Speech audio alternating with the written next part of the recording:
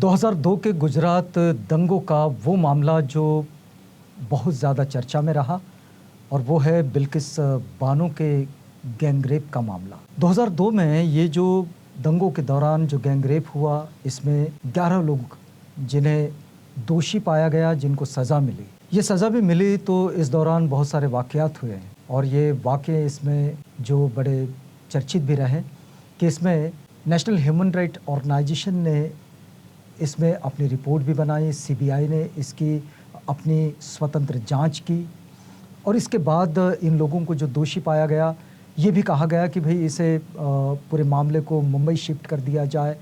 Mumbai shift किया गया। उसके बाद ये सारी सज़ा इस पूरे मामले में होने के बाद जो स्थितियां बनी, उन स्थितियों में एक बात भी मानवाधिकार आयोग ने बार बार कही कि इसमें जो सीबीआई की जांच में भी मिलती है कि इसमें प्रशासन की भूमिका, गुजरात सरकार की भूमिका, ये कोई अच्छी भूमिका नहीं रही।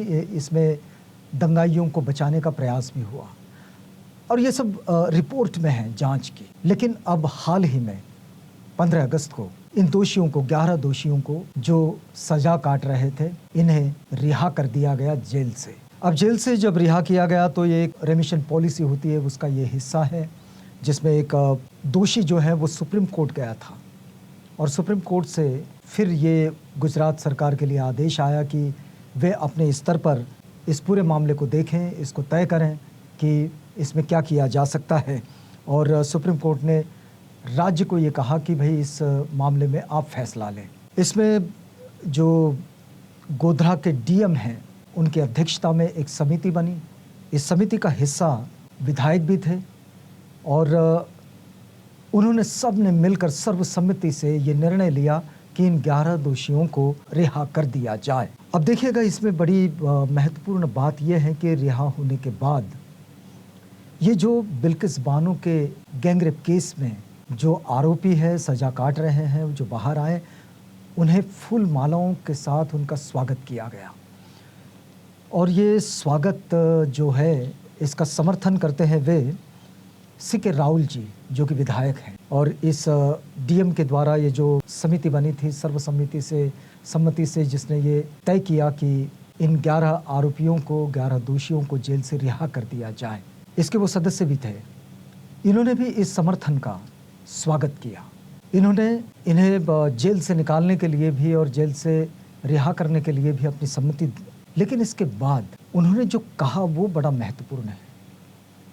क्या कहा उन्होंने? उनका कहना यह है, जब एक रिपोर्टर से ये बातचीत है और उसमें उन्होंने कहा कि ये वो तो नहीं जानते कि उन्होंने अपराध किया है या नहीं किया है, लेकिन हो सकता है कि अपराध करने का कोई इरादा हो। लेकिन वो आगे ये कहते हैं कि देखिए, ये जो 11 आरोपी हैं ये ब्राह्मण थे और ब्राह्मण अच्छे संस्कारों वाले होते हैं और इसी के लिए वो जाने जाते हैं। तो हो सकता है कि इन्हें कोई गलत इरादे से फंसाना चाहता हो या फिर इन्हें सजा दिलवाना चाहता हो, इसलिए ये किया गया। तो इसलिए इनको रिहा करने का ये फैसला लिया गया और जेल में रहने के दौरान इनका आचरण बड़ा अच्छा था। अब देखिए, तो रेमिशन पॉलिसी का हिस्सा है कि राज्य चाहे तो इस तरह के निर्णय ले सकते हैं, लेकिन रिहा होने के बाद किसी आरोपी के लिए ये बात कही जाना कि वे ब्राह्मण परिवार का हिस्सा है और ब्राह्मण ये अच्छे संस्कारों के लिए माने जाते हैं, तब सवाल ये उठता है कि वे ब्राह्मण जिन्हें बिल्किस बानो के गैंगरेप केस में सजा हो गई, उनके संस्कार कैसे अच्छे थे। अब इस पूरे मामले को हमने थोड़ा अलग तरीके से भी देखना चाहिए।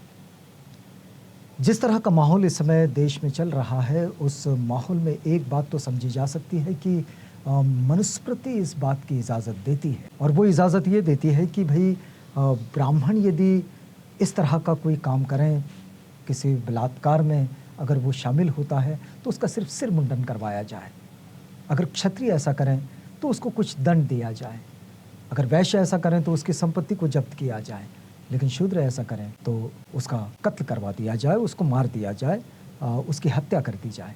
तो इस तरह का कानून वहाँ है। भारतीय संविधान ऐसे किसी चीज़ों की इजाज़त तो नहीं देता है, लेकिन रेमिशन पॉलिसी ये एक संवैधानिक प्रक्रिया का हिस्सा है। अब आप देखिए, लेकिन इसमें ब्राह्मण के प्रति जो बात विधायक सीके राहुल जी ने कही है, तो इस बात को भी समझना बड़ा ज़रूरी है। और इस पर वरिष्ठ पत्रकार दिलीप मंडल ने अपना एक ट्वीट लिखा है और वो ट्वीट में लिखते हैं कि हमें तो वर्षों से यही पता था और यही पढ़ाया गया कि गुजरात दंगों में शामिल हिंदू ज़्यादातर दलित और पिछड़े थे। लिबरल भी यही समझा रहे थे। अब तो ये साबित हो गया कि गैंगरेप ब्राह्मणों ने किया था, क्योंकि राहुल जी ऐसा कह रहे हैं, बीजेपी के विधायक हैं। वो कह रहे हैं कि भाई ब्राह्मणों ने वो अच्छे संस्कारों के लिए जाने जाते हैं।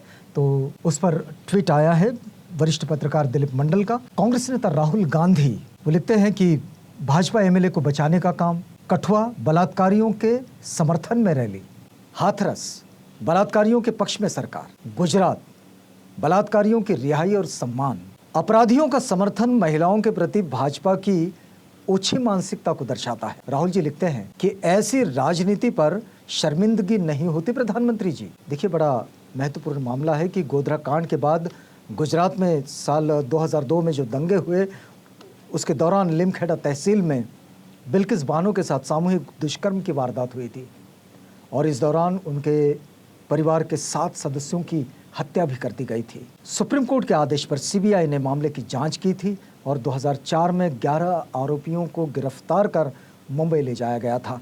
ये पूरा मामला सीबीआई की अदालत में चला और सीबीआई की अदालत ने सभी को आजीवन कारावास की सजा सुनाई थी, जिन्हें अभी 15 अगस्त को रेमिशन पॉलिसी के तहत गुजरात सरकार ने रिहा कर दिया है।